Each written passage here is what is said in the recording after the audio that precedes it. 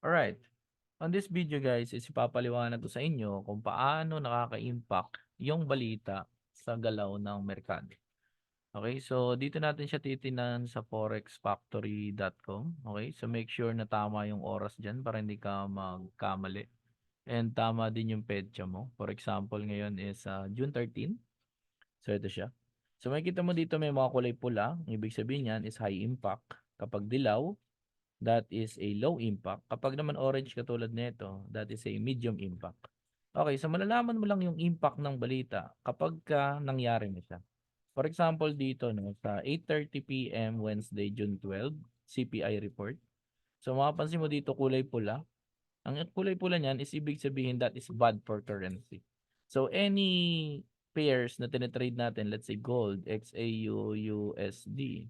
So ibig sabihin kapag bumaba si USD, ang mangyayari sa chart niyan is aakyat. So kapag naman for example lumakas si USD, so ang mangyayari sa chart is bababa. Okay? When it comes to gold naman or XAU USD or yung gold itself mismo, ang nagpapagalaw ng presyo niyan is demand.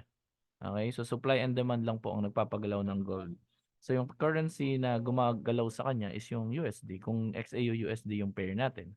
So for example dito, i-open natin tong nangyari sa CPI report na to. So makikita mo dito yung folder niya.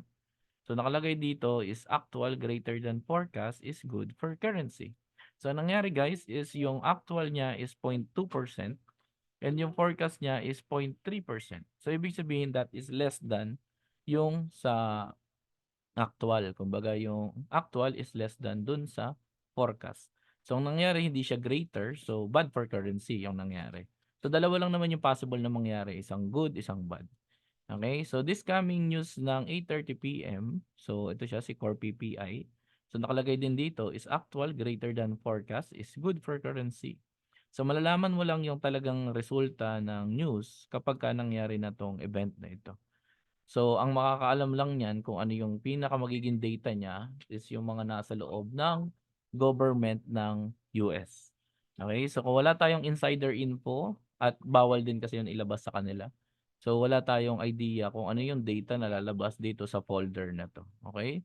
All we can do is antayin lang yung news na mangyari. For example, tong PPI, actual greater than forecast is good for currency. So, maaantayin mo lang diyan is either magiging green ba siya or magiging pula o kaya naman tabla. Okay? So, 'pag tabla, walang impact. And nangyayari rin minsan na mix yung result ng news. For example, green tapos red nagsama sila, no? So, ibig sabihin yung market nun is gagalod-galod siya. Ayan. So, bumabalik-balik siya, no? So, hindi siya one way. Ngayon, kung lahat naman sila kulay pula katulad ng nangyari kagabi, kaya nag to the moon yung gold. Kasi pare-parehas sila na bad for currency.